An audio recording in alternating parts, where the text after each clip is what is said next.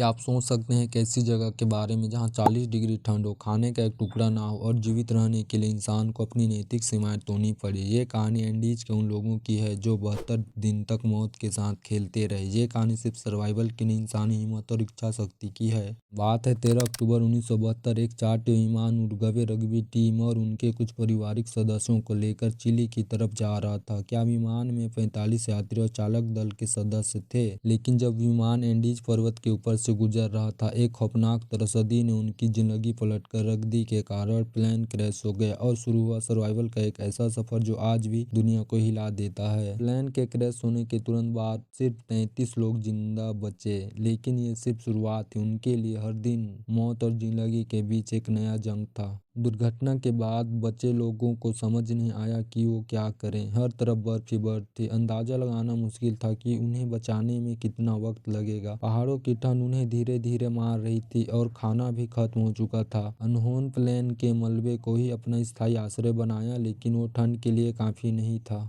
दिन गुजरता है, बचे लोग के पास सिर्फ थोड़ा सा चॉकलेट और वाइन थी, लेकिन ये कुछ ही दिनों में खत्म हो गया। जब भूख और भूखमरी असहनीय हो गई, तब उन्हें एक ऐसा फैसला का सामना करना पड़ा जो उनकी जिंदगी और मौत का फैसला था। अपने मर चुके साथियों के शरीर को खाना। ये फैसला लेते वक्त उन्हें कहा था, अगर उनकी मौत हमारे जीने का जरिया बन सकती है तो शायद ये उनका बलिदान होगा। ये उनकी उत्तरजीविता की यात्रा का सबसे कठिन क्षण। लेकिन ये कहानी सिर्फ भूखमरी की नहीं थी। एक और आपदा उनका इंतजार कर रहा था। एक रात एक हिमस्खलन आया और उनका स्थायी आश्रय नष्ट हो गया। इसने और ज्यादा बचे लोगों की जान ले ली। बच गए कुछ लोगों ने फैसला किया, अब बचाव का इंतजार नहीं करना, खुद कुछ करना होगा।